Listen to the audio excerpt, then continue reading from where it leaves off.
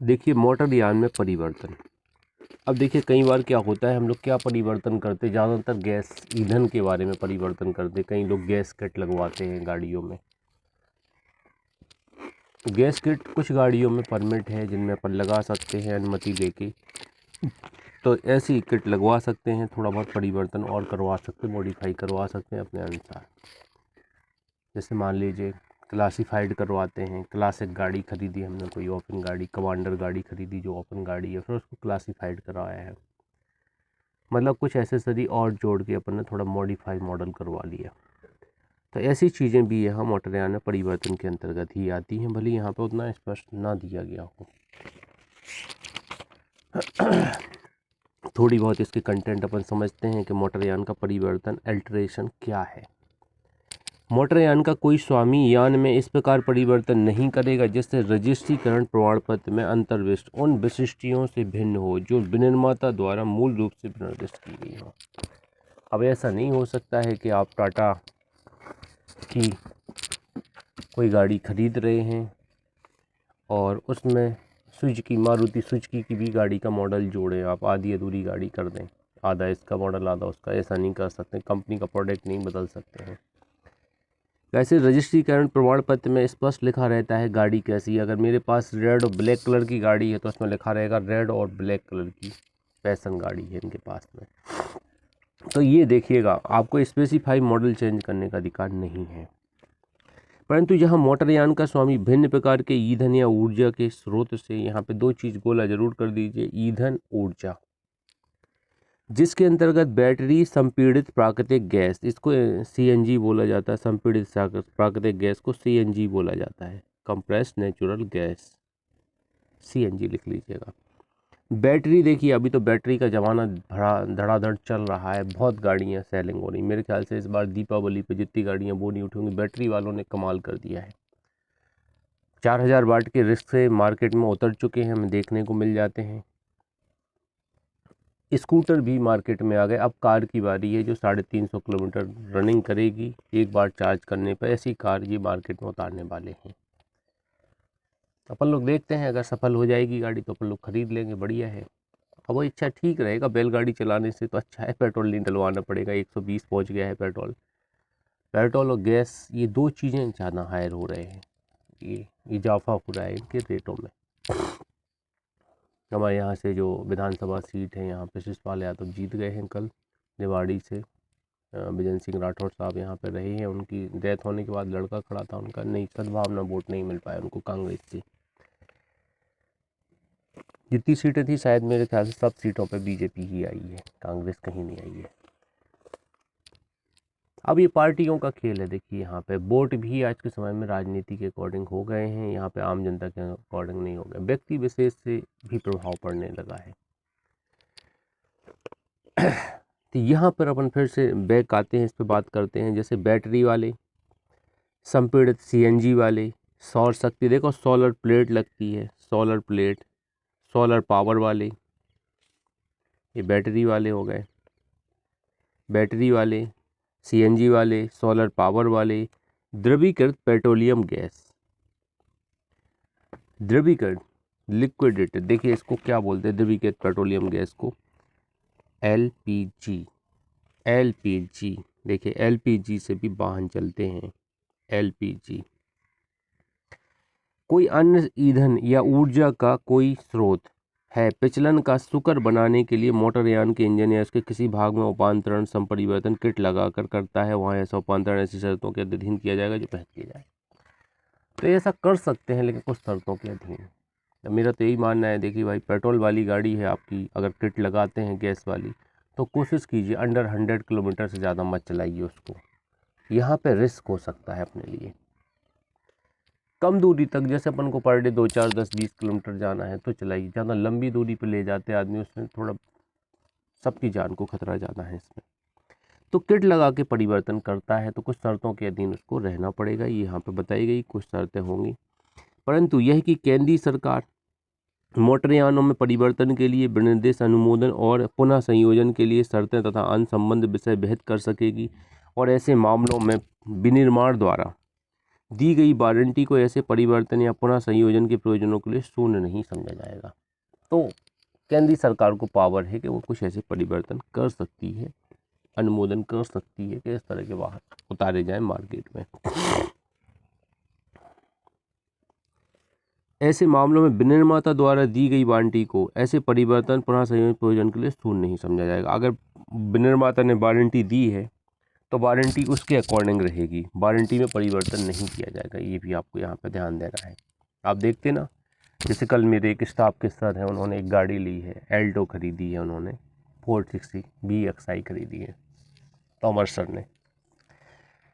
आप already PhD हैं law से, और मेरे ख्याल से नेट वगैरह हैं कि नहीं ये मुझे कंफर्म नहीं है, मेरे ख्याल से हैं, नेट क्वालिफाई हैं और PhD हैं।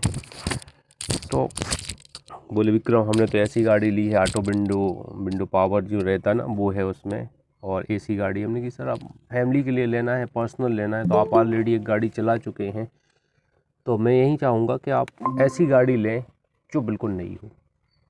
फैमिली के लिए लेना है, अब ऐसे व्यवसाय पर्पज के लिए लेना है दूसरों को बैठाल के, तो कैसी भी गाड़ी ले लो। अब फैमिली के लिए चाहिए तो बिल्कुल नई चाहिए गाड़ी। सही बात है भाई। और आप एक्सपीरियंस होल्डर हैं कि आप पिछले 8-10 साल से गाड़ी चला रहे हैं, आपके पास सेकंड हैंड गाड़ी रही है जो चलाते रहे, तो अब नई गाड़ी लेना चाहिए। तो पार्टी ड्यू है भाई उनकी, 8 को पार्टी होने वाली है, कॉलेज पहुँचेंगे। तो यहाँ पे देखिएगा, फिर से हम बात करते हैं वही कि अगर कोई वारंटी दी गई है, अफसर को वारंटी दी गई, जैसे 3 सर्विस वारंटी रहती है और कुछ मेंटेनेंस का शायद 1 साल तक का वारंटी है कार पे, कि अगर कोई प्रॉब्लम आती तो 1 साल में बिल्कुल नया चेंज करके देंगे आपको पूरा। तो गारंटी नहीं है, वारंटी है। वारंटी में क्या होता है, रिपेयर होता है। गारंटी में क्या होता है, रिप्लेस होता है। जैसे एक फ्रिज खरीद के लाए हम, फ्रिज में गारंटी है, तो क्या होगा, 7 साल की गारंटी दे दी उनने। तो और वहाँ पे ध्यान दीजिएगा, टोटल गारंटी नहीं देते ये लोग, मोटर की गारंटी देते हैं कि मोटर अगर ख़राब होती है उसकी, तो हम क्या करेंगे, नई मोटर डाल के देंगे, 1 पैसा नहीं लगेगा, एजेंट आएगा आपके घर पे सुधार के चला जाएगा। कई बार पूरे फ्रिज की गारंटी होती है कि एक फ़ैन ख़रीदा आपने, सीलिंग फ़ैन ख़रीदा ऊषा का, और पूरी गारंटी है 1 साल तक ख़राब होता है तो पूरा देंगे। 6 महीने लोकल ब्रांडों की गारंटी होती है इस तरह।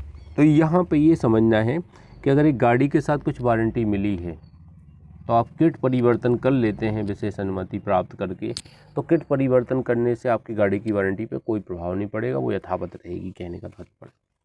परंतु यह भी कि केंद्र सरकार किसी विनिर्दिष्ट प्रयोजन के लिए ऊपर विनिर्दिष्ट रीति से भिन्न रीति में यानों में परिवर्तन के लिए छूट प्रदान कर सकेगी। तो ये कहना है कि कुछ छूट प्रदान भी यहाँ पे सरकार कर सकती है। 1A, किसी मोटरयान का विनिर्माता मैन्युफैक्चरर केंद्रीय सरकार द्वारा जारी निर्देश पर केंद्रीय सरकार द्वारा विनिर्दिष्ट ऐसे मानकों और विनिर्देशों के अनुसार सुरक्षा उपकरणों या किसी अन्य उपकरण में परिवर्तन या पुनः संयोजन करेगा। अब ये देखिए, सुरक्षा के संबंध में परिवर्तन और वो कर सकता है, पुनः संयोजन कर सकता है। कि आपको सुरक्षा की दृष्टि से कुछ भी अल्टर करना है तो वो ध्यान देना है। केंद्र सरकार मैन्युफैक्चरर को ये बता सकता है कि आप ऐसी व्यवस्थाएं दीजिए। जैसे कुछ गाड़ी हैं, देखिए मार्केट में हम लोग गाड़ी उठाते हैं तो CNG मॉडल अलग मिलता है, हमें पेट्रोल मॉडल अलग मिलता है, डीजल मॉडल अलग मिलता है। कई बार क्या होता है, बूथ होता है, कॉम्बो होता है कि दोनों आपके में है। जैसे पेट्रोल आप चलाइए, आपको लग रहा है CNG या LPG गैस भी वहाँ कनेक्ट करके आप चला सकते हैं किट लगवा के, तो ये ऑप्शन दिया जाता है कुछ गाड़ियों में। तो ये विनिर्माता की तरफ से भी ऐसी व्यवस्था की जा सकेगी, ये पुनः संयोजन या परिवर्तन उपकरण में किया जा सकेगा। उपधारा 2 कहती है, उपधारा 1 में अंतर्गत किसी बात के होते हुए कोई व्यक्ति रजिस्ट्रीकरण प्राधिकार के पश्चातवर्ती अनुमोदन से उसके स्वामित्वाधीन किसी यान में परिवर्तन कर सकेगा या उसे किसी रूपांतरित यान में बदलना कारित कर सकेगा। परिवर्तन कर सकेगा या रूपांतरित यान में बदलना कारित कर सकेगा। किसकी परमिशन से, देखो यहाँ इस पर लिखा है रजिस्ट्री करती प्राधिकारी के पश्चातवर्ती अनुमोदन से। मतलब आपको कहीं ना कहीं एक बार RTO में आवेदन देना पड़ेगा, श्रीमान जी हम गैस किट लगवाना चाहते गाड़ी में, तो वो अनुमति दे देंगे। ज़्यादातर हो जाता, कोई दिक्कत नहीं है। फॉर्मेलिटी होती है कि आपके रजिस्ट्रेशन पे वो टीप चला दी जाती है कि इस गाड़ी पे गैस किट काम कर रही है। परंतु ऐसा परिवर्तन ऐसी शर्तों का अनुपालन करेगा जो केंद्र सरकार द्वारा बहत किया जाए। अब ऐसा कोई अल्टर किया जाता है तो यहाँ पे कुछ शर्तें लगाई जाएंगी, उनका पालन इन्हें करना पड़ेगा। तीसरा, जहाँ किसी मोटरयान में कोई परिवर्तन रजिस्ट्रीकर्ता प्राधिकारी के अनुमोदन के बिना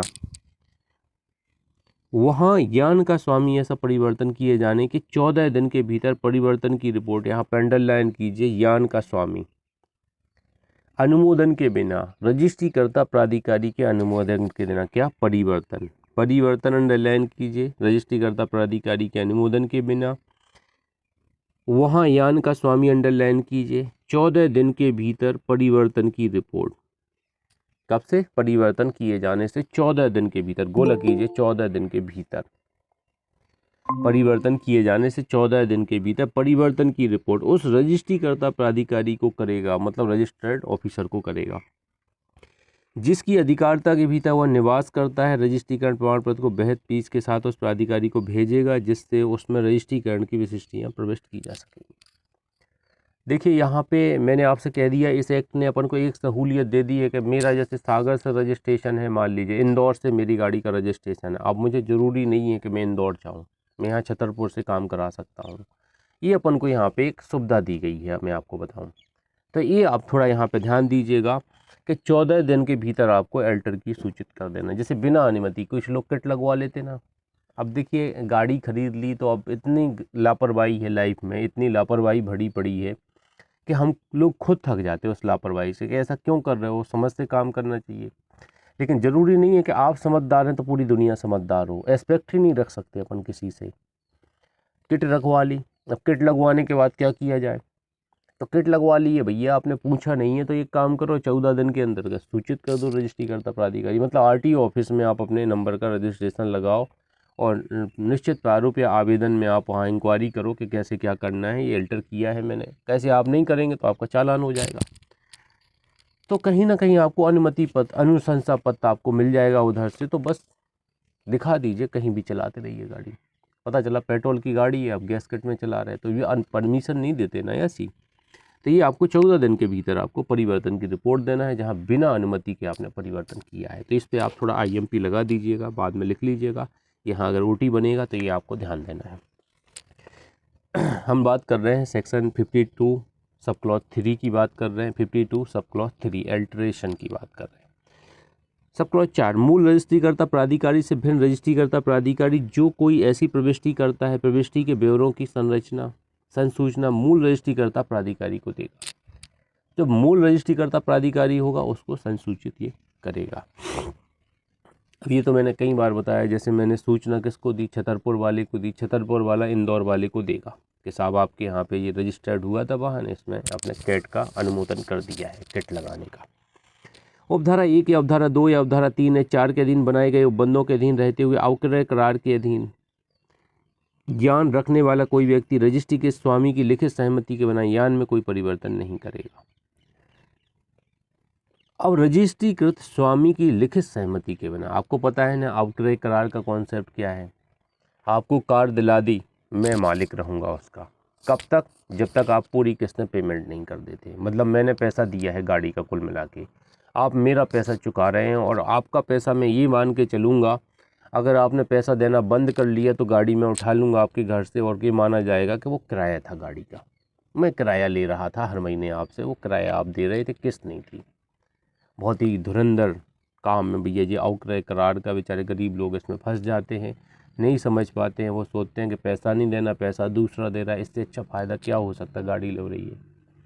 लेकिन हम लोग क्या स्टैंडर्ड कॉन्ट्रैक्ट के अंतर्गत आने वाले संव्यवहारों से अनभिज्ञ रहते हैं।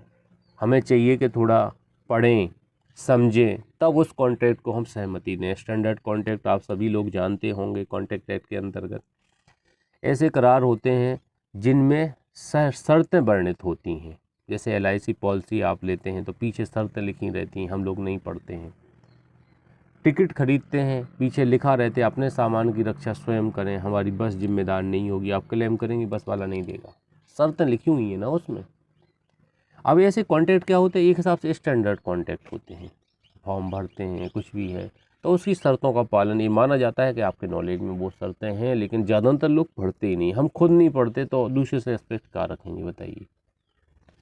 लेकिन कोई भी LIC अच्छी पॉलिसी लेते हैं, LIC का ज़माना अब तो लगभग ख़त्म ही सा हो गया है, ऐसा हो गया है, उससे बढ़िया तो मेरे ख्याल से कोई प्लॉट लेके डाल दे बच्चों के नाम, जब तक उनकी शादी होगी तो तब तक वो 2 गुने 4 गुने हो जाएंगे। बताओ, LIC में उतना नहीं पा पाएंगे, कभी भी सेल कर दो, उससे अच्छी जगह पोस्ट जगह ले लो। अब ये हो गया अल्टरेशन का। आउटवे करार हायर परचेज एग्रीमेंट अगर आपका है तो रियल स्वामी के परमिशन लेके ही अपन को अल्टर करना है, इधर नहीं कर पाएंगे। इतना कॉन्सेप्ट रखिएगा, ऐसे क्वेश्चन नहीं आएंगे। अगर क्वेश्चन आएगा तो 14 दिन के अंतर्गत सूचित करना है बिना अनुमति के आपने अल्टर किया है, बस इतना। रजिस्ट्री करता प्राधिकारी को जो निकटतम है। रजिस्ट्रीकरण का निलंबन 53। यदि किसी रजिस्ट्रीकर्ता प्राधिकारी या अनभिज्ञ प्राधिकारी के पास विश्वास करने का कारण है कि अधिकारिता के अंतर्गत कोई मोटरयान कैसा है, ऐसी हालत में है जिसमें सार्वजनिक स्थान में उसके उपयोग में जनता के लिए खतरा पैदा होगा, या इस अधिनियम या इसके दिन बनाए गए नियमों की अपेक्षाओं की पूर्ति नहीं करता है। अब देखिए, दिल्ली में धड़ाधड़ वाहनों को, 20 साल पुराने वाहनों को ऐसे हटा दिया गया जैसे कचरा नहीं हम लोग झाड़ू से हटा देते, ऐसा हटा दिया गया था दिल्ली से। मेरे एरिया में कई लोगों ने बसें खरीदी दिल्ली की, महोबा, राठ, इस साइड में एरिया में बसें खरीद के लाए दिल्ली से। कैसे उधर पाबंदी लगा दी है 20 साल पुराने वाहनों की, इधर तो पाबंदी है नहीं है, तो इधर मध्य प्रदेश में चल रहे हैं वो धड़ाधड़। 5-5 लाख में बसें लेके आ गए दिल्ली से वो लोग। तो अभी 20 साल पुरानी बसें लेके आ गए हैं, वहाँ पे हटा दिया है। तो ये सी हालत में है कि जनता के लिए खतरनाक पैदा है, मतलब कभी भी स्ट्रेंथ फेल हो जाए, इस तरह के वाहन है, पूरे हिल वाहन, इस तरह के वाहन है जिनकी स्थिति बहुत लचर पचर टाइप की है। ऐसे वाहनों को क्या कर सकता है, नियमों की अपेक्षाओं की पूर्ति नहीं करता है। दूसरा, भाड़े या पारिश्रमिक पर उपयोग किए जाने के लिए विधिमान परमिट के बिना इस प्रकार उपयोग में लाया गया है, लाया जा रहा है, बिना परमिट के चलाए जा रहे हैं। अब ऐसे कई वाहन चल रहे हैं, लो 100 रुपये आपने पुलिस थाने में दिया, इस थाने में उस थाने में 200 रुपये खर्च के चलाए रहो, कौन पूछने वाला है। कई बार सख्त आदेश आ जाते हैं तो ऐसे वाहनों के ऊपर कार्रवाई उन्हें करनी पड़ती, तो ऐसा वाहन है। तो प्राधिकारी उसके स्वामी को उसके पते से रजिस्ट्रेशन प्रमाण पत्र में दिया हुआ रसीदी रजिस्ट्री डाक से सूचना भेजकर ऐसा आवेदन करने का जैसा हुआ करना चाहे, अवसर देने के पश्चात उस यान के रजिस्ट्रीकरण प्रमाण पत्र को उन कारणों से जो लेखबद्ध किए जाएंगे खंड ए के अधीन आने वाले मामलों में तब तक के लिए निलंबित कर सकेगा जब तक उसके समाधानप्रद रूप से खराबियां दूर नहीं कर दी जाती। खंड बी के अधीन आने वाले मामलों में अधिक से अधिक 4 मास की अवधि के लिए निलंबित कर सकता है। तो यहाँ आप अंडरलाइन कर दीजिए भाई, अधिक से अधिक 4 मास की अवधि के लिए गोला कीजिए, निलंबित कर सकता है। अब देखिए खंड बी कहता है क्या, बिना परमिट के अगर वाहन आप चला रहे हैं तो कितने समय तक के लिए अपने वाहन को आपका रजिस्ट्रेशन निलंबित किया जा सकता है, 4 महीने के लिए। ये आपको यहाँ पे ध्यान देना है, 4 महीने के लिए। तो इस पर IMP लिखेंगे अपन दाहिनी साइड, खंड रोमन 2 पे IMP लिखेंगे। IMP अगर OT बनेगा तो यहाँ से बन सकता है, अन्यथा इसके नाम पे बन सकता है धारा के। आगे बढ़ते हैं। दूसरा, रजिस्ट्रीकर्ता प्राधिकारी से भिन्न कोई प्राधिकारी जब उपधारा 1 के अधीन ऐसे निलंबन का आदेश देता है तब वह ऐसे निलंबन के तत्व उसके कारणों की लिखित सूचना उस रजिस्ट्रीकर्ता प्राधिकारी को देगा जिसकी अधिकारिता के अंदर वह यान निलंबन के समय है। तो जिसके समक्ष निलंबन के समय है वो यान, तो उसको भी ऐसी जानकारी देगा। थर्ड, जब किसी मोटरयान का रजिस्ट्रीकरण उपधारा 1 के अधीन कम से कम 1 मास के लगातार अवधि के लिए निलंबित किया गया है तब वह रजिस्ट्रीकर्ता प्राधिकारी जिसकी अधिकारिता के अंदर वह यान उस समय था जब रजिस्ट्रीकरण का निलंबन किया गया था उस दिशा में जिसमें वह मूल रजिस्ट्रीकर्ता प्राधिकारी नहीं है, उस निलंबन की सूचना उस प्राधिकारी को देगा। यहाँ पे भी थोड़ा आप ध्यान दीजिएगा, संबंधित प्राधिकारी को ये दिया जाएगा 1 माह के भीतर। अगर मोटरयान ऐसा है, देखिए हम पढ़ रहे हैं सेक्शन 53 सब क्लॉज 3 की बात हो रही है मोटर व्हीकल एक्ट में, थोड़ा यहाँ पे ध्यान दीजिए। जब किसी मोटरयान का रजिस्ट्रीकरण उपधारा 1 के अधीन कम से कम 1 माह की लगातार अवधि के लिए निलंबित किया गया है, देखिए 1 माह तक निलंबित है किसी मोटरयान का रजिस्ट्रेशन, तब वह रजिस्ट्रीकर्ता प्राधिकारी जिसकी अधिकारिता के अंदर वह यान उस समय था जब रजिस्ट्रीकरण का निलंबन किया गया था उस दशा में जिसमें वह मूल रजिस्ट्रीकर्ता प्राधिकारी नहीं, उस निलंबन की सूचना उस प्राधिकारी को देगा। ये फालतू के काम है।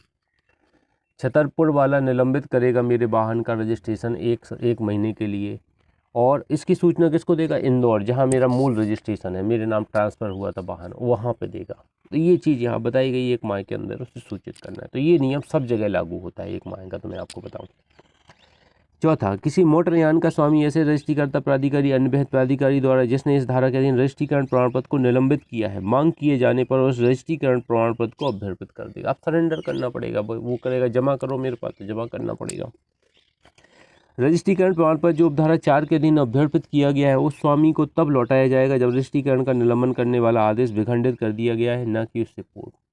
अब मैंने आपका जब्त कर लिया है, सीज कर लिया है रजिस्ट्रेशन, तो यहाँ पे एक चीज़ ध्यान दीजिएगा कि अगर सीज कर दिया गया है तो जब तक विखंडित नहीं किया जाएगा, जब तक हम उसको वापस नहीं करेंगे, आदेश नहीं ले लेंगे वापस के भैया जो वापस सीज किया गया था लौटा दिया जाए, तब तक वो जमा ही रहेगा। जब हम अपने आदेश को विखंडित कर देते हैं कि अब सामने वाले का रजिस्ट्रेशन क्या है, लौटा दिया जाना चाहिए, तो वो रजिस्ट्रेशन लौटा दिया जाएगा। ये आप यहाँ पर समझिएगा। तो यहाँ पे कोई चीज़ काम की नहीं है, बस इतना ध्यान देना है। रजिस्ट्रेशन का निलंबन किया जा सकता है कितने माह तक? 4 माह तक निलंबन किया जा सकता है जब बिना परमिट के कोई वाहन चलाएगा। देखिए, वाहन अपन को परमिट पे ही चलाना है। निजी पर्पज़ से आप चला सकते हैं वाहन, बड़े वाहन चलाएंगे तो परमिट लेना पड़ेगा, तभी वाहन चला पाएंगे। ये आप थोड़ा ध्यान दीजिए। परमिट वाला कॉन्सेप्ट क्या है आगे अपन पढ़ते हैं और समझेंगे। परमिट वाला 54 में आ जाते हैं। धारा 53 के अधीन निलंबित रजिस्ट्रीकरण का रद्द किया जाना। अब देखिए, निलंबित कर दिया गया था रजिस्ट्रेशन को, अब इसको रद्द भी किया जा सकता है किन्हीं विशेष अवसरों पर। तो वो स्थिति क्या है देखिए, जहां धारा 53 के अधीन किसी यान के रजिस्ट्रीकरण का निलंबन किसी अवरोध के बिना कम से कम 6 माह की अवधि तक जारी रहा है। अब देखिए, यहाँ निलंबन, इस पे आप IMP लगाइएगा, इसके बाजू में लिखिए IMP लिखिए, यहाँ पे OT बनेगा। यदि मान लीजिए आपका कोई वाहन है, यदि किसी वाहन का रजिस्ट्रेशन 6 माह तक निलंबित रहता है तो आगे पूछा जाएगा, वहाँ ऐसा रजिस्ट्रीकर्ता प्राधिकारी जिसकी अधिकारिता के भीतर यान उस समय था जब रजिस्ट्रीकरण निलंबित किया गया था, यदि वह मूल रजिस्ट्रीकर्ता प्राधिकारी है तो उस रजिस्ट्रीकरण को रद्द कर सकेगा, और यदि वह मूल रजिस्ट्रीकर्ता प्राधिकारी नहीं है तो रजिस्ट्रीकरण प्रमाण पत्र उस प्राधिकारी को भेजेगा और रद्द कर सकेगा। कितने समय तक किसी वाहन का रजिस्ट्रेशन निलंबित रहने पर उसके रजिस्ट्रेशन को रद्द किया जा सकेगा? 1 माह, 4 माह, 6 माह, उपरोक्त में से कोई नहीं। अब यहाँ पे थोड़ा एक कॉन्सेप्ट लगाइएगा। देखिए, हम 4 माह तक निलंबित कर सकते हैं बिना अगर परमिट के आप चला रहे, लेकिन मैक्सिमम अगर 6 माह तक सस्पेंड रहता है आपका लाइसेंस तो यहाँ रद्द कर दिया जाएगा। अब यहाँ पे अगर रद्द करेंगे तो नई सिरे से रजिस्ट्रेशन कराना पड़ेगा वाहन का, तो आपका खर्चा डबल हो जाएगा, ये मान के चलिएगा। तो ये चीज़ें थोड़ी आपको यहाँ पे ध्यान देना है, इसमें इम्पोर्टेंट लगाइएगा। इसके बाजू में 6 माह से अधिक अगर रहता है, 6 माह की अवधि तक अगर रहता है निलंबन, तो क्या होगा? रद्द कर दिया जाएगा। ये आप गोला कर लीजिए इसमें 54 में। इसके बाद रजिस्ट्रेशन का रद्द किया जाना, निलंबित रजिस्ट्रेशन का रद्द किया जाना 54 बताती है, और रजिस्ट्रीकरण का रद्द किया जाना। आपको रजिस्ट्रेशन, मान लीजिए मेरा एक ट्रक है, उसका रजिस्ट्रेशन मैंने कराया है, आप RTO ऑफिसर हैं, आपके यहाँ पे करवाया है। अब देखिए क्या होगा, रद्द का किन मामलों में करेंगे आप? कुछ विशेष परिस्थितियां होंगी जब आप रद्द करेंगे, तो इसके बारे में यहाँ दिया गया है। 2-3 क्वेश्चन यहाँ से निकल के सामने आते हैं, इसलिए अपन को ये पढ़ना पड़ेगा। लेंदी प्रोसीजर है, ज़रा ध्यान से सुनिए, आपकी निगाहें बिल्कुल बैरेक पे होना चाहिए, मेरी कथन आप सुनते जाइए। यदि कोई मोटरयान नष्ट हो गया है या स्थायी रूप से इस लायक नहीं रह गया है कि उसका उपयोग किया जा सके, तो स्वामी उस बात की रिपोर्ट 14 दिन के अंदर, देखिए 14 दिन के अंदर अथा यथाशीघ्र उस रजिस्ट्रीकर्ता प्राधिकारी को देगा जिसकी अधिकारिता के अंदर यथास्थिति उसका निवास स्थान, कारोबार का स्थान है जहां यान सामान्यतः रखा जाता है, तथा वह यान के रजिस्ट्रीकरण प्रमाण पत्र को उस प्राधिकारी के पास भेज देगा। अब देखिए, मेरा वाहन है, मान लीजिए मेरी कार है, मैं सफ़र में जा रहा हूँ, बहुत गर्म हो गया, इंजन बंद हो गई, हम पानी की तलाश में गए, आसपास पानी लेके आए, जब तक कार में आग लग गई, पूरी धू धू करके जल गई कार। कोई नहीं था उसके अंदर, हम 2 लोग थे, दोनों लोग ही पानी लेने चले गए लॉक करके। अब वो कार अगर हम बनवाते हैं तो उसमें आधी लागत आएगी, इससे अच्छा हम नई ना खरीद लें, हम क्यों बनवाएं उसको? तो हम इसको क्या करवा सकते, जैसे ही वो नष्ट हो गई है कार, 14 दिन के अंतर्गत हमें रजिस्ट्रेशन रद्द करवाना है। ये ज़्यादातर लोग नहीं कराते हैं, मैं आपको बताऊं, कई वाहन ऐसे हैं जो बिल्कुल नष्ट हो चुके हैं, घर के बाहर डले हुए हैं, कचड़ा हो गए हैं, उनका रजिस्ट्रेशन रद्द ही नहीं करवाया गया। पता हो तब तो कराएं। सरकार को चाहिए अवेयरनेस करवाएं, और सरकार को ये भी चाहिए कि जैसे हम लोग इलेक्ट्रॉनिक कचरा होता ना, जैसे हमारे मोबाइल होते तो बॉक्स बने रहते, जब नया मोबाइल लेने जाए, बिल्कुल ही रद्दी हो गया है तो घर पर नहीं रखना है कचरा, अपन को नुकसानदायक है, बिल्कुल हटा दो, उस डस्ट में डाल आओ। जैसे आप जिस कंपनी का मोबाइल है, अब वर्किंग नहीं है, 4-5 साल चला लिया, तो उस डब्बे में डाल आओ, वहाँ पे ई कचरा वाला डब्बा रखा रहता है, केयर सेंटर में वहाँ पे डाला हुआ कि जाओ। ऐसे यहाँ पे है, देखिए अब ये वाहन अगर सुधर गया है, ख़राब हो गया है, तो 14 दिन के अंदर अगर सूचित कर दो कि साहब रजिस्ट्रेशन कैंसिल कर दो, अब मेरा कोई वाहन है ही नहीं है, वो तो नष्ट हो चुका है। ये आपको संबंधित प्राधिकारी को सूचित करना है। कोई भी प्राधिकारी हो सकता है, जरूरी नहीं जहाँ आपने रजिस्ट्रेशन कराया वही हो। यदि रजिस्ट्रीकर्ता प्राधिकारी, इस पर IMP लगाइए, कितने दिन के अंदर? 14 दिन के अंदर ये IMP लगा लीजिएगा क्लॉज 1 पे। आगे पढ़ते हैं। यदि रजिस्ट्रीकर्ता प्राधिकारी मूल रजिस्ट्रीकर्ता प्राधिकारी या रजिस्ट्रीकरण और रजिस्ट्रीकरण प्रमाण पत्र को रद्द करेगा, यदि ऐसा प्राधिकारी नहीं है तो मूल रजिस्ट्री का प्राधिकारी को रिपोर्ट भेजेगा, प्राधिकारी को करेगा। छतरपुर वाला रद्द करता है तो इंदौर वाले को भेजेगा जो मूल प्राधिकारी है मेरा, ठीक है, ऐसा आपको समझना है।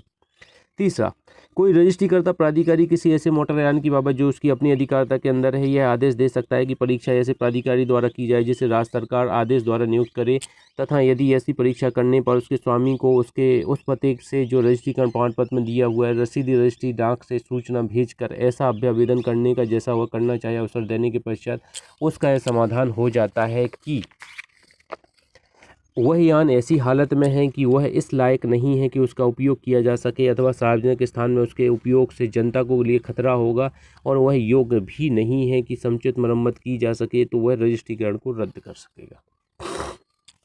अब देखिए, समुचित प्राधिकारी को अगर ऐसा लगता है या राज्य सरकार को ऐसा लगता है तो ऐसे वाहनों को कर सकता है, जैसे दिल्ली ने किया है कि कुछ यान ऐसे हैं बहुत पुराने हैं, इनको रद्द कर दो, अब इन्हें चलाने लायक नहीं है, देखो खतरा ज़्यादा है इनसे, किसी की स्टैंड फेल हो गई, ब्रेक फेल हो गई। अब ये वाहन ज़्यादा बड़े हो जाते हैं ना पुराने, सीधा सा हिसाब है, अगर आपकी पुरानी कार है उसमें काम निकलना शुरू हो गया, वो भी ज़्यादा लेवल पे काम निकलना शुरू हो गया, तो वो कार क्या हो जाती, हटाना ही बेहतर है उसको, ज़्यादा अपन यूज नहीं कर सकते उस कार को। यहाँ पे स्टेट गवर्नमेंट या समुचित प्राधिकारी इसके लिए कार्रवाई करता है, ऐसे रद्द करने को, रजिस्ट्रेशन रद्द करने को।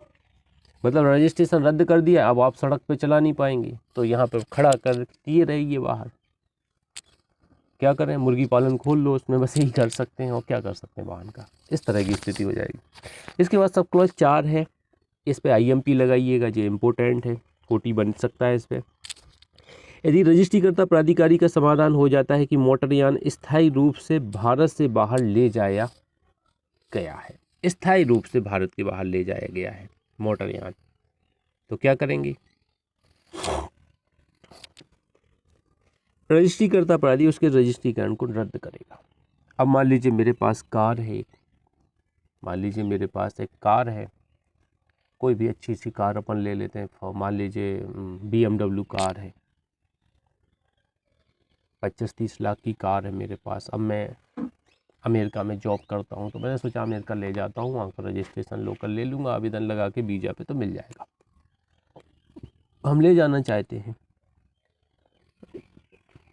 तो यहाँ का रजिस्ट्रेशन रद्द कर दिया जाएगा। स्थायी रूप से अमेरिका ले जाना चाहते हैं तो यहाँ का रजिस्ट्रेशन क्या कर दिया जाएगा, रद्द कर दिया जाएगा। आगे बढ़ते हैं। सब क्लॉज 4 पे इम्पोर्टेंट लगा दीजिएगा, स्थायी रूप से भारत के बाहर तो रद्द करेगा, बस इतना। 5वां, यदि रजिस्ट्रीकर्ता प्राधिकारी का समाधान हो जाता है किसी मोटरयान का रजिस्ट्रीकरण ऐसे दस्तावेजों के आधार पर ऐसे तथ्यों ऐसे व्यपदेशन द्वारा प्राप्त किया गया है जो किसी सार्वजनिक विस्तृत संबंध में मिथ्या थे। अब रजिस्ट्रेशन झूठ बोल के प्राप्त किया, अपने वाहन के बारे में सही जानकारी नहीं दी, या उस पर समुद्भूत इंजन संख्यांक या चेचिस संख्यांक रजिस्ट्रीकरण प्रमाण पत्र में प्रविष्ट ऐसे संख्यांक से भिन्न। देखिए चेचिस संख्यांक, जैसे मान लीजिए चोरी का वाहन है, अब क्या होता है कई लोग चोरी करवाते हैं, मान लीजिए मेरा 10 साल 15 साल पुराना इंजन है तो मैंने चोरी करवाई, मान लीजिए स्विफ्ट डिजायर है मान लो, अब स्विफ्ट डिजायर पर मैंने चोरी करवा के नया इंजन रखवा लिया उसमें। ऐसा भी कई बार होता है। भिन्न चेचिस संख्यांक हम बताते हैं और भिन्न वो बताते हैं, नंबर बताते हैं, इंजन संख्यांक और चेचिस संख्यांक भिन्न बताते हैं, जो है वो नहीं बताते और रजिस्ट्रेशन करा लेते हैं। तो रजिस्ट्रीकर्ता प्राधिकारी उसके उस पते पर जो रजिस्ट्रीकरण प्रमाण पत्र में दिया हुआ है रसीदी रजिस्ट्री डाक से सूचना भेजकर स्वामी को ऐसा आवेदन करने का अवसर देने के पश्चात जो वह करना चाहे और उन कारणों से जो लेखबद्ध किए जाएंगे रजिस्ट्रीकरण रद्द कर देगा। ऐसा वैसे कम होता है। कैसे ये लोग क्या करते हैं, जो चेचिस नंबर है उसको स्क्रैच करते हैं, स्क्रैच करके पिक करते हैं, उठाते हैं, उनको एक कागज़ होता है जिस पे स्क्रैच कर लेते हैं उसको, और स्क्रैच करने के बाद उसको रखा जाता है। तो चेचिस नंबर तो ज़्यादातर बदलना नहीं चाहिए, इंजन नंबर नहीं बदलना चाहिए। ऐसा किन परिस्थितियों में बदलता है, अगर कोई भी बदलता है तो आपको वहाँ चेंज करवाना पड़ेगा रजिस्ट्रेशन में। कैसे रजिस्ट्रेशन में दोनों नंबर लिखे रहते हैं, आपको पता होना चाहिए। नहीं कराते हैं रद्द कर दिया जाएगा आपका रजिस्ट्रेशन, ऐसे अल्टर नहीं करवा सकते आप। 5 है, यदि किसी रजिस्ट्रेशन प्राधिकारी या बेहद प्राधिकारी के पास विश्वास करने का कारण है कि अधिकारिता के भीतर किसी मोटरयान का उपयोग 199 के अधीन दंडनीय किसी अपराध को करने के लिए किया गया है, तो प्राधिकारी स्वामी को लिखित में आवेदन करने का अवसर प्रदान करने के पश्चात 1 वर्ष की अवधि के लिए यान के प्रमाण पत्र को रद्द कर देगा। अब 199 में कौन सा अपराध है, यहाँ पे थोड़ा अपन देख लेते हैं। 199 में देखिए यहाँ लिखा है, इस पे आप देखेंगे इंडेक्स शुरू में दी गई है, वहाँ पे 199 जुवेनाइल्स के द्वारा ऑफेंस दिया गया है। हाँ ऑफेंस बाय जुवेनाइल्स। हाँ, देखिए 199 में ऑफेंस बाय जुवेनाइल, तो यहाँ पे किशोर द्वारा अपराध आप इस पर लिख लीजिए टैग लगा के 199 को अंडरलाइन कीजिए, ऊपर लिख लीजिए किशोर द्वारा अपराध। अब किशोर द्वारा कोई अपराध किया जाता है तो यहाँ पे ध्यान दीजिएगा 1 वर्ष के लिए रद्द कर दिया जाएगा। तो इस पे भी अपन को एक IMP चिपका देना है कि यहाँ से OT बन सकता है, पॉसिबिलिटी है। किशोर द्वारा अगर अपराध किया गया वाहन के संबंध में तो 1 वर्ष तक के लिए रजिस्ट्रेशन रद्द। आगे बढ़ते हैं अपन। परंतु यान का स्वामी धारा 40-41 के उपबंधों के अनुसार नए रजिस्ट्रीकरण के लिए आवेदन कर सकेगा। अब यहाँ लेकिन यान के स्वामी अगर चाहे तो नए रजिस्ट्रेशन के लिए आवेदन यहाँ पे कर सकता है, मतलब अगर फीस फिर से जमा करता है तो न्यू रजिस्ट्रेशन यहाँ पे दिया जा सकता है उसको, ये यहाँ पे एक राहत दी गई है। इसके बाद यहाँ पे सब क्लॉज 6, 7 और सब क्लॉज 8, 9 ये आप सब छोड़ दीजिएगा, कुछ काम की नहीं है, कोई पढ़ने में समय बर्बाद करना है। यहीं तक ये 2-3 क्लॉज पे OT बनेंगे तो और नहीं। आगे बढ़ते हैं अपन। परिवहन यानों के ठीक हालत में होने का प्रमाण पत्र, तो इसके ऊपर आप लिख लीजिए फिटनेस सर्टिफिकेट। आपसे बड़े वाहन होते हैं जिनका फिटनेस सर्टिफिकेट बनवा के देना पड़ता है अपन को रिन्यूअल कराते समय खास तौर पे, तो ये फिटनेस सर्टिफिकेट के बारे में धारा कौन सी है, 56 है। फिटनेस सर्टिफिकेट यहाँ पे आप इंग्लिश लाइन में चाहे अंडरलाइन कर दीजिए, गोला कर दीजिए, यहाँ पे लिख लीजिए फिटनेस सर्टिफिकेट। परिवहन यानों के ठीक हालत में होने का प्रमाण पत्र। अब परिवहन यान क्या कहलाते हैं, ऐसे यान जो माल ले जा रहे हैं, ऐसे यान जो माल और सवारी दोनों ले जा रहे हैं, मतलब जो बसें होती हैं, ट्रक होती हैं, इस तरह के यान क्या होते हैं, परिवहन यान के अंतर्गत रखे जाते हैं। बसें होती हैं, ट्रक होते हैं, इस तरह के यान क्या होते हैं, परिवहन यान के अंतर्गत रखे जाते हैं। देखिए अब फिटनेस सर्टिफिकेट की रिक्वायरमेंट क्या है, आपको धारा याद रखना है 57 फिटनेस सर्टिफिकेट से संबंधित है। OT यहीं से बनेगा, ये मार्जिनल नोट बहुत इंपॉर्टेंट है। इसके अंदर की कमेंट्री पढ़ते हैं। धारा 59 या 50 और 50 धारा 59 और 60 के उपबंधों के अधीन रहते हुए किसी परिवहन यान को धारा 39 के प्रयोजन के लिए तभी विधि मान्यता रजिस्ट्रेशन समझा जाएगा जब उसके पास ऐसे प्रारूप में जिसमें विशिष्टियाँ जानकारी दी गई है केंद्रीय सरकार द्वारा बेहद की जाए, ठीक हालत में होने का बेहद प्राधिकारी द्वारा या उपधारा 2 में वर्णित किसी प्राधिकृत परीक्षण केंद्र द्वारा दिया गया इस आशय का प्रमाण पत्र हो कि वह यान इस अधिनियम के अधीन बनाए गए नियमों की उस समय की सभी अपेक्षाओं की पूर्ति करता है। ये क्या रजिस्ट्रेशन तभी करेंगे जब फिटनेस सर्टिफिकेट आप लगाएंगे, तो कोई प्राधिकरण होते हैं वो फिटनेस सर्टिफिकेट देते हैं। मोस्टली क्या है, नए वाहनों पे तो फिटनेस सर्टिफिकेट ऑलरेडी मिल ही जाता है, रिन्यूअल के टाइम पे ये देखा जाता है। परंतु किसी बेहद प्राधिकारी या प्राधिकृत परीक्षण केंद्र ऐसा प्रमाण पत्र देने से इनकार करता है, वहाँ यान के स्वामी को इनकार के लिए इसके अपने कारण लिखित में देगा। देखिए अगर कोई परीक्षण केंद्र है, अगर वो इनकार कर देता है तो क्या होगा, ऐसे कारण देने पड़ेंगे, लिखित रूप में देने पड़ेंगे, किस वजह से हम यान को रजिस्ट्रेशन नहीं कर रहे, फिटनेस सर्टिफिकेट नहीं दे रहे। परंतु यह और कि ऐसा तारीख से जो केंद्रीय सरकार द्वारा बेहद की जाए पश्चात किसी यान को तब तक उपयुक्तता प्रमाण पत्र अनुदत्त नहीं किया जाएगा तब तक ऐसे यान का स्वचालित परीक्षण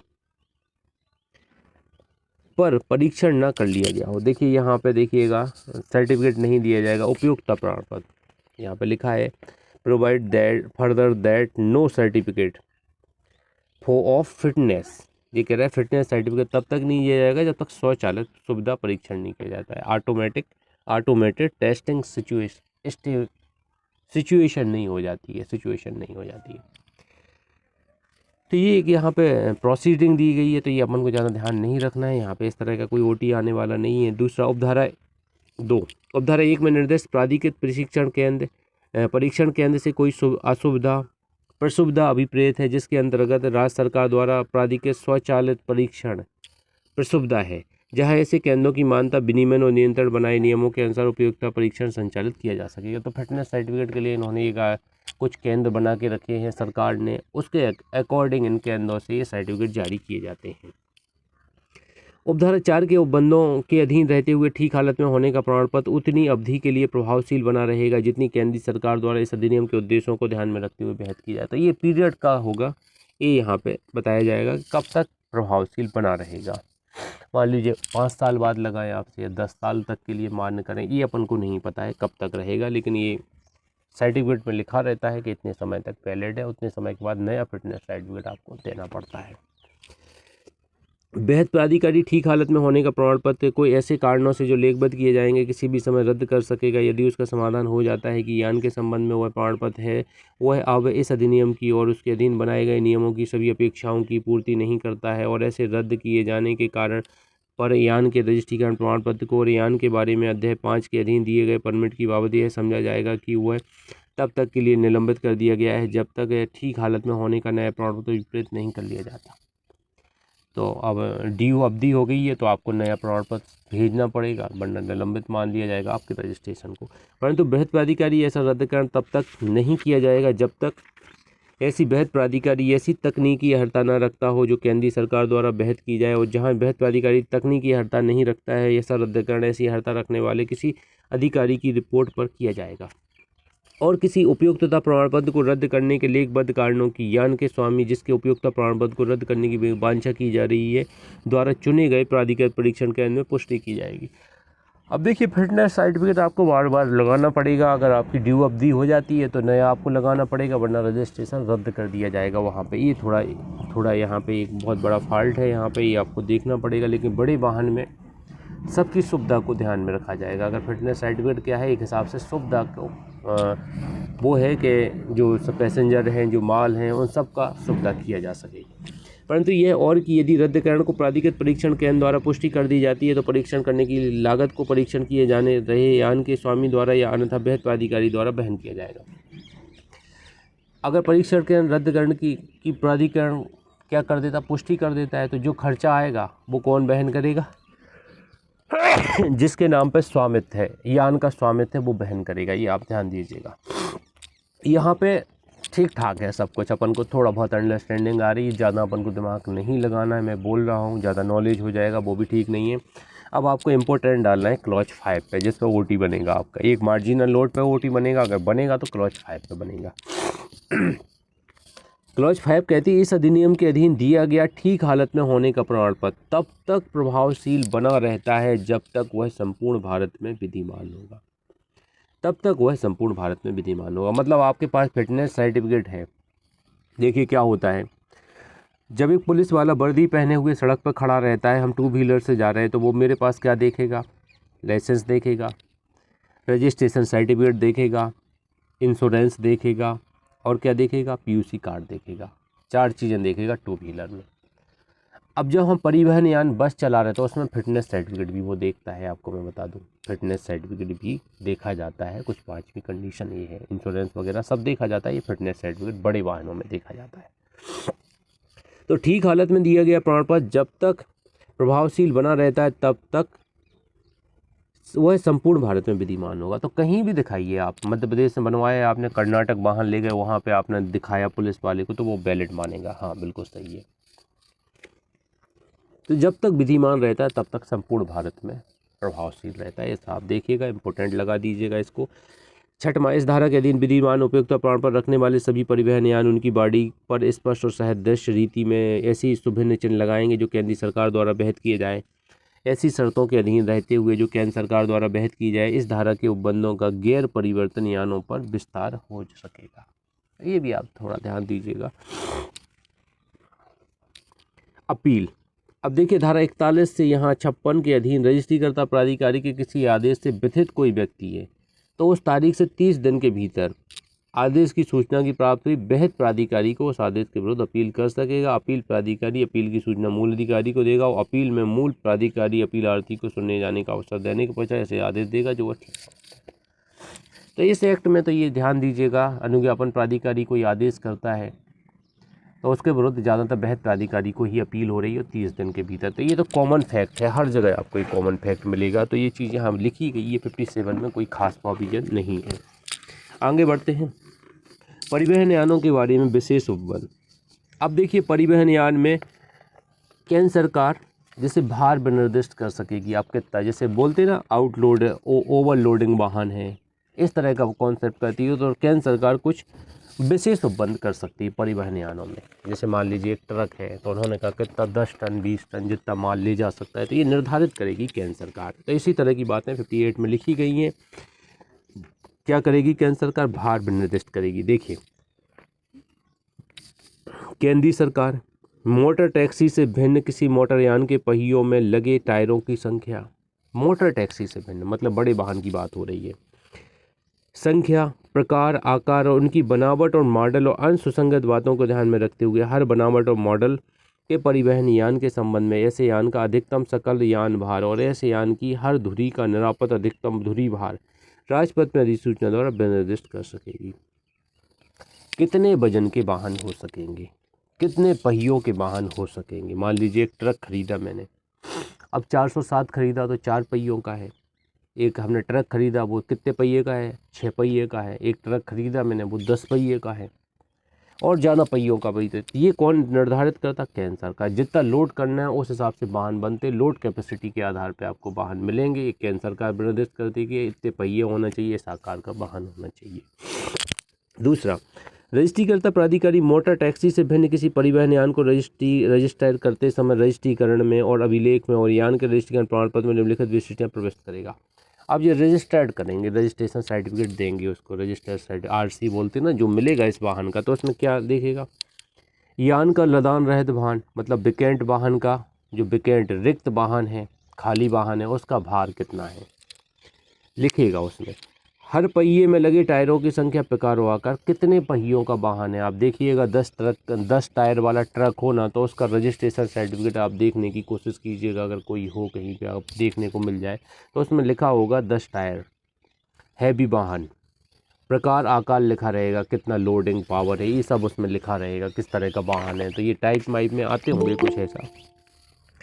आगे देखिए, यान का सकल यान भार और उसकी विभिन्न धुरियों से संबंधित रजिस्ट्री करती धुरी भार। अब धुरी भार, जो रजिस्टर्ड धुरी भार है, मतलब जो पहियों से संलग्न यान का कुल भार है, उसको धुरी भार बोला जाता है। मतलब जो ज़मीन से टच हो रहा है ना, वो धुरी भार। जैसे हम लोग उस पर धर्म कांटे पे तौलते हैं वाहन को, एक वाहन को कहाँ तौलते हैं? धर्म कांटे पे तौलते हैं, पहियों सहित वाहन का भार। तो ये धुरी भार कहलाता है, ये भी लिखा रहेगा उसमें। यदि केवल यात्रियों का या माल के साथ साथ यात्रियों का वहन करने के लिए यान का उपयोग किया जाता है या वह उपयोग करने के लिए अनुकूलित किया जाता है, उन यात्रियों की संख्या जिनके लिए उसमें बैठने की व्यवस्था है। अब बस है, और बस कई प्रकार की होती है। आपने देखा कि 30 सीटर बस भी होती है, 15 सीटर बस भी होती है, यहाँ 60 सीटर बस भी होती है। जो बड़ी बसें हमारे रोड पर चलती है उसमें लगभग 60 सवारी बैठ जाती हैं। तो वहाँ संख्या भी लिखेगी, सिटिंग पावर कितना है 60, सिटिंग पावर कितना है 40, सिटिंग पावर कितना है 30, ऐसा लिखा रहेगा उसमें, इतना सिटिंग कैपेसिटी है। अपना इंडिया है, जितनी सवारी होती हैं आज तक उससे ज़्यादा ही भरे जाते हैं और कानून प्रॉपर चल रहे हैं। देखिए, जेलों में कैदी ज़्यादा भर रहे हैं, ओवरलोडेड हो रहे हैं, बसों में सवारियां भर रही हैं। मूल नियम ये होना चाहिए, जितनी सीटें हैं, अगर आपके पास सीट वैकेंट है तो आपकी बस रोकी जाए, नहीं है तो चलने दो, चलती का नाम गाड़ी। लेकिन यहाँ क्या है, सीट तो भरी हुई हैं, पहले ही भर जाते हैं, सवारी बैठती हैं, उतरती हैं, खड़े खड़े जाओ। 100 किलोमीटर आदमी खड़े खड़े चला जाता है। यहाँ तो ट्रेनों में मैंने देखा है 500 किलोमीटर तक खड़े चले जाते लोग। तो इस तरह की ये व्यवस्थाएं थोड़ी अटपटी हैं। विदेशों में इस तरह का कॉन्सेप्ट थोड़ा कम देखने को मिलता है कि थोड़ी बहुत दूरी के लिए आदमी खड़े होके जाते हैं। तो यात्रियों की संख्या, कितना माल भरा जाना है, माल कितना लोडेड किया जाएगा, या कितनी पैसेंजर बैठ के जा सकेंगे, सो के जा सकेंगे, तो वो यहाँ पर कैपेसिटी शो की जाएगी रजिस्ट्रेशन। तथा यान का स्वामी उन विशिष्टियों को बेहतर रीति में यान पर प्रदर्शित कराएगा। ये लिखना भी पड़ेगा, सीट नंबर 1 2 3 4 40। ऐसे किसी यान के रजिस्ट्रीकरण प्रमाण पत्र में कोई सकल यान भार या उसकी धुरियों में से किसी का ऐसा रजिस्ट्रेशन धुरी भार प्रविष्ट नहीं किया जाएगा जो ऐसे यान की बनावट और मॉडल के पहियों में लगे टायरों की संख्या, प्रकार, आकार के संबंध में अधिसूचना में निर्दिष्ट भार से भिन्न हो। अगर आप कुछ ऐसा सूचित करते हैं कि हमारे वाहन का लोड इतना है, इतनी कैपेसिटी है, तो यहाँ पे ध्यान दीजिएगा, जो रजिस्ट्रेशन में लिखा है वही आपको शो करना है, दूसरा शो नहीं करेंगे आप अपने मन से कि उस वाहन वाले ने तो इतना है हम भी बेसिक लिख लेते, नहीं हो पाएगा ये।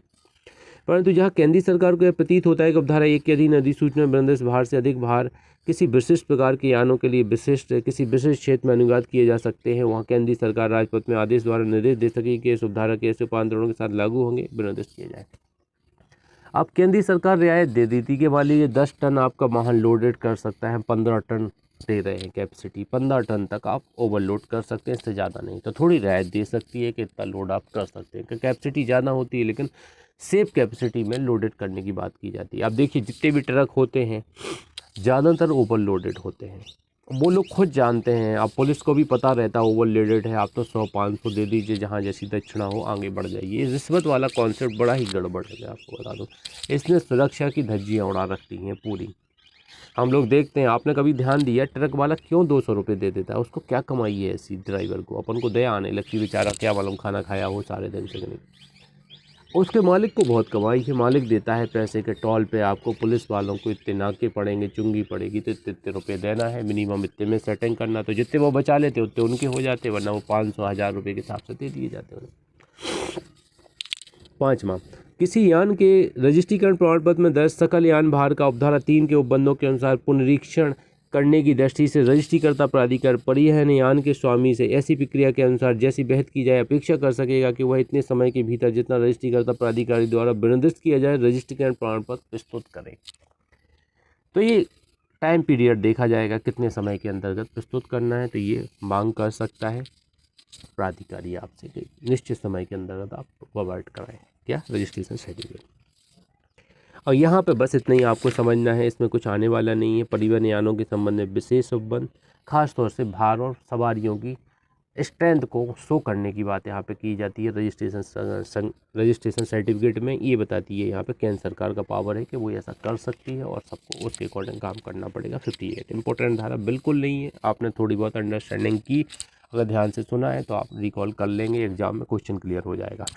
59, मोटर यान की आयु सीमा नियत करने की शक्ति। अब देखिए आयु सीमा सबको तो केंद्र सरकार को दे रखा है, यहाँ पे यूनिटरी सिस्टम का वो दिखता है, हम लोग को डिवाइडेड और सेपरेशन ऑफ पावर दिखना चाहिए, वो नज़र नहीं आता कि केंद्र सरकार स्टेट गवर्नमेंट सबको सब कुछ केंद्र सरकार ही दिखेगा यहाँ पे आपको। देखिए इसको पढ़ते हैं, इसमें एक क्लॉज है जो बहुत ज़्यादा इंपॉर्टेंट है, वो मैं आपको बताऊँगा। आयु सीमा नियत करने का, जैसे मैंने एक बस खरीदी, अब कितनी उम्र है उसकी, जैसे आदमी की उम्र मान लो मैक्सिमम 100 साल है, 100 साल आज के समय में बहुत कम लोग जीते हैं, 100 साल एज मान लो अपन, लेकिन बस की एज कितनी है? अब 100 साल में जैसे अभी मैं दौड़ सकता हूँ 10 किलोमीटर डायरेक्ट दौड़ के जा सकता हूँ, क्या 100वीं साल में दौड़ पाऊँगा? नहीं दौड़ पाऊँगा। ऐसे यान है। तो केंद्रीय सरकार गोला कीजिए, पहला पॉइंट गोला कीजिए, लोक सुरक्षा अंडरलाइन कीजिए, लोक सुरक्षा। दूसरा पॉइंट सुविधा अंडरलाइन कीजिए। तीसरा पॉइंट इस अधिनियम के उद्देश्यों को ध्यान में रखते हुए अंडरलाइन कीजिए। 3 पर्पज है। राजपत्र में अधिसूचना द्वारा किसी मोटर यान को का जीवन काल निर्दिष्ट कर सकेगी, जीवन काल निर्दिष्ट कर सकेगी, भैया तुम इतने साल जियोगे, मतलब इतने साल चलायमान रहोगे, इसके बाद तुम्हें बैठना पड़ेगा एक जगह। ये निर्धारित कौन करेगा? केंद्र सरकार। लोक सुरक्षा, सुविधा और उद्देश्यों को ध्यान में रखते हुए, अधिनियम के उद्देश्यों को ध्यान में रखते हुए केंद्र सरकार ये निर्दिष्ट कर सकेगी। आगे बढ़ते हैं। जिसकी गिनती उसके विनिर्माण की तारीख से की जाएगी, जिसके अवसान के पश्चात उस मोटर यान के बारे में यह समझा जाएगा कि वह इस अधिनियम और उसके अधीन बनाए गए नियमों की अपेक्षाओं की पूर्ति नहीं करता है। अब ये ध्यान दीजिएगा। परंतु केंद्रीय सरकार विभिन्न वर्गों प्रकारों के मोटर यानों के लिए भिन्न भिन्न आयु सीमाएं निर्दिष्ट कर सकेगी। ये कॉमन सेंस वाली बात है। उपधारा 1 में किसी बात के होते हुए भी केंद्रीय सरकार किसी मोटर यान के प्रयोजन जैसे किसी प्रदर्शनी के प्रयोजन के लिए प्रदर्शन का उपयोग, ये ध्यान दीजिएगा, केंद्रीय सरकार गोलक कीजिए, किसी मोटर यान के प्रयोजन जैसे नंबर 1 किसी प्रदर्शनी के प्रयोजन के लिए प्रदर्शन या उपयोग, तकनीकी अनुसंधान या किसी विंटेज कार रैली में भाग लेने के प्रयोजन के लिए। ये दूसरा देखिएगा, तकनीकी अनुसंधान या विंटेज कार रैली में भाग लेने के प्रयोजन के लिए। उपयोग को ध्यान में रखते हुए राजपत्र में अधिसूचना द्वारा किसी साधारण विशेष आदेश ऐसी शर्तों के अधीन निर्दिष्ट की जाए किसी वर्ग के प्रकार के मोटर यान के प्रयोजन को उपधारा 1 से छूट दे सकेगी। अब देख लीजिए, हम इंडिया गेट पे 26 जनवरी को क्या करना चाहते हैं, एक परेड में हम एक प्रदर्शनी लगाना चाहते हैं जिसमें मेरा वाहन है 25-30 साल पुराना। एक ट्रक था, मैंने उसका एक ट्रक को काट पीट के एक प्रदर्शनी का मॉडल बना लिया उसमें। तो ऐसे यानों को जिनकी उम्र ख़त्म हो चुकी है उन्हें अपन ऐसा यूज कर सकते हैं, मतलब निर्धारित रोड पर नहीं उतारेंगे, ऐसा अस्थायी प्रयोग के लिए केंद्र सरकार छूट दे सकेगी, इन्हें कहने का तात्पर्य है। 56 में किसी बात के होते हुए कोई बेहद प्राधिकृत परीक्षण केंद्र उपधारा 1 के अधीन जारी की गई किसी अधिसूचना के उपबंधों के उल्लंघन में किसी मोटर यान को ठीक हालत में होने का प्रमाण पत्र नहीं देगा। अब यहाँ पे सब 4 इम्पोर्टेंट है, इस पे IMP लगाइएगा। केंद्रीय सरकार, गोला कीजिए केंद्र सरकार सबसे लास्ट में नियम बना सकेगी, कहे के संबंध में नियम बनाएगी। देखिए, लोक सुरक्षा, नंबर 1 रोग सुरक्षा, नंबर 2 सुविधा, नंबर 3 पर्यावरण संरक्षण और नंबर 4 इस अधिनियम के उद्देश्यों को ध्यान में रखते हुए मोटर यानों और उनके भागों जिनका जीवन पूरा हो चुका है के पुनः चक्रण के लिए नियम बना सकेगी। अब देखो रिसाइकलिंग, देखिए हम लोगों ने रिसाइकलिंग के बारे में पढ़ा होगा, इकोलॉजी में हम लोग पढ़ते हैं। रिसाइकलिंग क्या होता है, एक प्राइमरी कंज्यूमर होता है, सेकेंडरी कंज्यूमर होता है, फिर क्या होता है, जैसे प्राइमरी कंज्यूमर क्या होता है, मान लीजिए कीड़े मकोड़े होते हैं, जब आदमी मर जाता है तो उसको मिट्टी में दफना दिया जाता है, जला दिया जाता है, तो उसके जो अवशेष होते हैं कीड़े मकोड़े खाते हैं। कीड़े मकोड़े या अवशिष्ट हो जाता है तो यहाँ पे पेड़ पौधे बनते हैं, पेड़ पौधे उनके अवशेष भाग पे बनते हैं, वो खाते हैं, प्राइमरी उपभोक्ता खाते हैं, जैसे बकरी ने खाया, बकरी को शेर खाता है, शेर मर जाता है, फिर वो प्राइमरी उपभोक्ता से। तो ये सर्कल अपने जीवन की चलती रहती है ऐसी, क्या उसी क्रम में हम लोगों की लाइफ चलती है। हम कितना ही स्टैंडर्ड के क्यों ना हो जाए, हमारा अस्तित्व वैसे ही रहने वाला है, हकीकत तो यही है। तो यहाँ पे वाहनों के बारे में कहा गया है, कुछ वाहन ऐसे होते हैं जिनसे पर्यावरण को ज़्यादा खतरा नहीं है, लेकिन अपन उसमें सुधार करके दोबारा यूज कर सकते हैं, रीयूजेबल वाहन हो सकते हैं, तो उनके लिए यहाँ परमिट नियम बनाने की केंद्र सरकार की शक्ति है यहाँ पे। लेकिन लोक सुरक्षा, सुविधा, पर्यावरण संरक्षण और अन्य उद्देश्यों को ध्यान में रखते हुए रीयूज किया जा सकता है। जैसे मान लीजिए एक आपकी 20 साल पुरानी गाड़ी है, वो आप चलाना चाहते हैं, तो उसमें अगर कुछ मोटर पार्ट अगर आप बदलवा लेते हैं तो नया इंजन हो जाएगा, पॉल्यूशन नहीं होगा, ज़्यादा चला सकते हैं। अगर ऐसी व्यवस्था है तो पुनः चक्रण किया जा सकता है, ये परमिशन केंद्र सरकार दे सकती है। केंद्रीय सरकार के यानों का रजिस्ट्रीकरण, अब देखिए इंपॉर्टेंट लगाइएगा इस धारा पे, सेंट्रल गवर्नमेंट के यान होते, कैसे यान होते हैं आपने देखा ना, CRPF है, BSF है, इनके वाहन होते हैं, इनको क्या RTO ऑफिस में जाके रजिस्ट्रेशन कराते कभी देखा है किसी सैनिक को आपने देखा है? केंद्र सरकार के किसी उपक्रम के वाहन का अगर रजिस्ट्रेशन होना है, सड़क पे वो लोग चलाते हैं वाहनों को, क्या कहीं आपने देखा है RTO ऑफिस में किसी अधिकारी को, जैसे बड़ा अधिकारी हो, रजिस्ट्रेशन कराने गया हो? नहीं देखा होगा। अगर देखा होगा तो उसके प्राइवेट वाहन होंगे, जैसे प्राइवेट हमने कार ले ली, हम एक सेना के ऑफिसर, कमांडेंट ऑफिसर हैं, हम कार यहाँ पे मान लीजिए अपने छतरपुर में रखे हुए हैं, तो कार में क्या है, हमें रजिस्ट्रेशन कराना है, छतरपुर RTO से कराएंगे, तो वो पर्सनल होगा, सरकारी वाहन का नहीं देखेंगे वहाँ पे। तो इनके लिए अलग से व्यवस्था की गई केंद्रीय सरकार के यानों का रजिस्ट्रीकरण।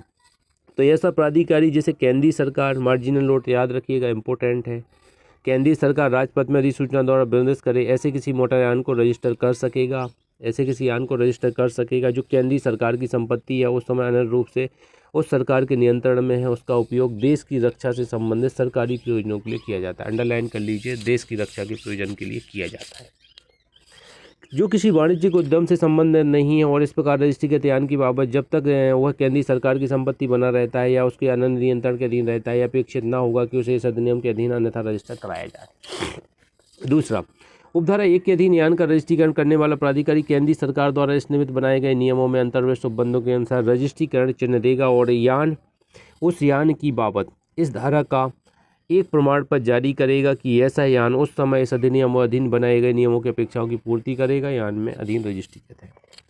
तो ये ध्यान दीजिएगा, केंद्र सरकार के यानों जो रक्षा के प्रयोजनों, डिफेंस के अंतर्गत यान है, उनका रजिस्ट्रेशन 60 के अंतर्गत एक विशेष प्रकार का रजिस्ट्रेशन प्राधिकारी करता है, मूल RTO नहीं करता। ये आपको ध्यान देना है। आगे कुछ नहीं पढ़ना है, बाकी 2, 3, 4, 5 बिल्कुल छोड़ देना, कोई काम की धारा नहीं। क्लॉज 1 आपको ध्यान देना है, देश की रक्षा से संबंधित है, सरकारी संपत्ति है जो उनका रजिस्ट्रेशन होता है, हर वाहन का रजिस्ट्रेशन, उनका भी नंबर होता है, लेकिन धारा 60 के अंतर्गत रजिस्ट्रेशन होता है, केंद्र सरकार का प्राधिकारी करता है। आगे बढ़ते हैं। 61 अध्याय का ट्रेलरों को लागू होना है। अब ट्रेलर जानते हैं ना, बड़े बड़े ट्रक होते हैं जिन पर ज़्यादा लोडिंग किया जा सकता है, लोग ट्रैक्टर ले जाते हैं 4-5, ऐसे ट्रेलर कहलाते हैं। तो ट्रेलर का रजिस्ट्रेशन भी आम वाहनों की भांति होता है, ये यहाँ पे बताया गया है। उस पर भी ये अध्याय लागू होता है, उनका भी रजिस्ट्रेशन कराया जा सकता है रजिस्ट्रेशन ऑफिसर के यहाँ पे। बस इतना आप यहाँ ध्यान दीजिएगा, कुछ पढ़ने लायक नहीं है इसमें, मार्जिनल नोट ही आप याद रखिए, आ सकता है। एक बार पूछा गया है किस धारा के अंतर्गत, ये बताया गया है कि अध्याय, इस अध्याय के उपबंध रजिस्ट्रेशन से अध्याय 3 है मेरे ख्याल से, रजिस्ट्रेशन के उपबंध लागू होते हैं, तो आपको बताना है सेक्शन 61। ठीक है, ट्रेलर पे लागू होते हैं सेक्शन 61, और कुछ नहीं पढ़ना है इसके अंदर। 62 पढ़ेंगे। चुराए गए और बरामद किए गए मोटर यानों के संबंध में जानकारी का पुलिस या राज्य परिवहन प्राधिकरण को दिया जाना। अब किसी का वाहन चोरी हो जाता है तो हमें 2 लोगों को जानकारी देना है, एक पुलिस ऑफिसर को देना है और एक राज्य परिवहन प्राधिकरण को देना है। कैसे? राज्य सरकार यदि वह लोकहित में ऐसा करना आवश्यक और या समीचीन समझती है तो पुलिस महानिरीक्षक चाहे किसी भी पदनाम से ज्ञात हो ऐसे अन्य पुलिस अधिकारी द्वारा जो राज्य सरकार इस निमित्त निर्देश करे, राज्य परिवहन प्राधिकरण को ऐसे यानों के बारे में जो चोरी हो गए हैं, चोरी हुए ऐसे यान को बरामद किए गए जिनके बारे में पुलिस को जानकारी है, जानकारी से युक्त ऐसी विवरण दिए जाने का निर्देश दे सकेगी, ऐसे प्रारूप में अवधि के भीतर विवरण बहस कर सकेगी। तो चोरी हो गए वाहनों के बारे में पुलिस को और राज्य प्राधिकरण को सूचित करना है आपको। 62A आकार में बड़े यानों के रजिस्ट्रीकरण और उपयोगिता प्रमाण पत्र जारी का निषेध। देखिए, अगर हम सड़क पे मान लीजिए, हमारा सड़क कितना है, 6x6 12 स्क्वायर का सड़क है, हमारा 12 फीट का सड़क है, हम मान लीजिए उस पर इतना बड़ा वाहन चला रहे हैं जो 13 फीट का है, तो ऐसी सड़क सब जगह अवेलेबल नहीं है, तो हमें एक निर्धारित पैमाना दिया गया है कि इस पैमाने में आयताकार वाहन आपको बनाना है, इससे ज़्यादा चौड़ाई वाले वाहन नहीं बनाएंगे, पूरी तरह से रोक दी गई है। अगर ऐसे कोई वाहन बनाता है और मार्केट में उतारता है तो उन्हें सर्टिफिकेट प्रमाण पत्र नहीं दिया जाएगा, कौन सा फिटनेस सर्टिफिकेट नहीं दिया जाएगा और ना ही उनका रजिस्ट्रेशन किया जाएगा। ये 62A प्रोहिबिशन करती है। बस इतना आप ध्यान दीजिएगा, जैसा मार्जिनल नोट में लिखा है, इससे आगे कुछ नहीं पढ़ना। मोटर यानों का राष्ट्रीय रजिस्टर 62B।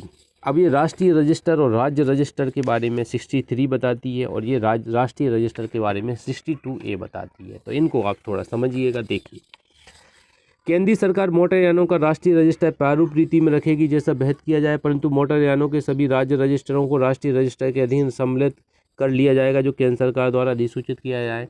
मतलब इनकी एसेस रहेगी, एक ईमेल, मतलब हमारी वेबसाइट है मान लीजिए केंद्र सरकार की, तो उनका एक पोर्टल है, स्टेट गवर्नमेंट की पोर्टल है, इन सबको एक दूसरे में एसेस रहेगी। मतलब केंद्रीय सरकार चाहे किसी भी स्टेट के रजिस्ट्रेशन को देख सकती है, किसी भी डिपार्टमेंट के रजिस्ट्रेशन को केंद्र सरकार चाहे तो देख सकती है, पहुंच रहेगी एक दूसरे तक। इस अधिनियम के अधीन जारी नवीकृत रजिस्ट्रीकृत प्रमाण पत्र तब तक विधिमान नहीं होगा जब तक मोटर यानों को राष्ट्रीय रजिस्टर के अधीन एक विशिष्ट रजिस्ट्रेशन संख्या उसे जारी न कर दी जाएगी। तो रजिस्ट्रेशन संख्या तो मिलती ही है अपन को, तभी रजिस्ट्रेशन सर्टिफिकेट माना जाता है, ध्यान दीजिएगा। तो ये दर्ज भी होता है ऑफलाइन ऑनलाइन। मोटर यानों का रजिस्ट्रीकरण रजिस्टर बनाए रखने के लिए इस अधिनियम के अधीन राज्य सरकारों और रजिस्ट्रीकरण प्राधिकारी मोटर यानों के रजिस्टरों में सभी सूचना और डाटा का केंद्रीय सरकार को ऐसे प्रारूप पारित करेगा जो केंद्र सरकार बहस करे, तो पूरा डाटा इन्हें प्रोवाइड कराना पड़ेगा। राज्य सरकारें मोटर यानों का राष्ट्रीय रजिस्टर तक पहुंच करने के लिए हकदार होंगी। देखिए, राज्य सरकार भी हकदार होंगी। अब देखिए, हमें क्या है, मान लीजिए हम केंद्र सरकार हैं, आप राज्य सरकार हैं, तो मेरे जो रिकॉर्ड हैं उन तक एसेस आपकी होगी और आपके रिकॉर्ड तक मेरी एसेस होगी, कुल मिला के ये है। जैसे आपने जो रजिस्टर्ड किए हैं, जैसे मान लीजिए केंद्रीय सरकार के मोटर यान रजिस्टर किए हैं, मैंने कहीं रोका तो मैं चेक कर सकता हूँ, उससे साइट से चेक कर सकता हूँ कि इस नाम का कोई रजिस्ट्रेशन है भी कि नहीं है, फर्जी तो नहीं है कि ऐसा नहीं कोई आतंकवादी जा रहा हो, तो वो एसेस दी गई है दोनों स्टेटों में। 63 राज्य मोटर यान संबंधी रजिस्टरों को प्रत्येक राज्य सरकार ऐसे प्रारूप में केंद्र सरकार बहस कर राज्य मोटर यान रजिस्टर के रूप में ज्ञात एक रजिस्टर इस राज्य में ऐसे मोटर यानों के संबंध में रखेगी। निम्नलिखित अंतर्विष्ट होंगी, रजिस्ट्रेशन संख्या होगी, निर्माता का नाम, वर्ष होगा, वर्ग प्रकार होगा, स्वामियों के नाम पते होंगे, अन्य विशिष्टियाँ होंगी। तो ये सब पूरा विवरण उसमें रहेगा, आप बस नाम डालेंगे तो पूरा विवरण आ जाएगा किसके नाम रजिस्टर्ड है। हम लोग देखते हैं ना नेट पे, साइट पे सब पता चल जाता है। अब डिजी लॉक में हम लोग डालते तो अपलोड होती ना हमारी जानकारी, अपलोड होती ना, वैसे ही जानकारी है, ये रजिस्टर का कॉन्सेप्ट है।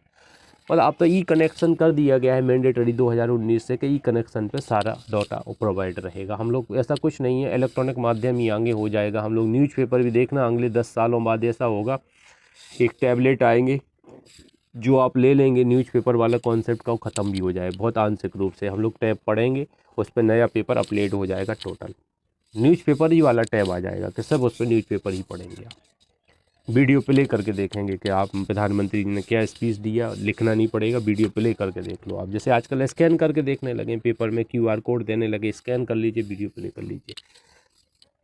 केंद्र सरकार रजिस्ट्रेशन के लिए नियम बनाएगी, 64 बताती है, बस यहाँ पे देख लीजिएगा, कोई खास नियम नहीं पूछा जाएगा आपसे इसके अंदर का। राज्य सरकार रजिस्ट्रेशन के संबंध में नियम बनाएगी, सब सेक्शन 65 बोलती है।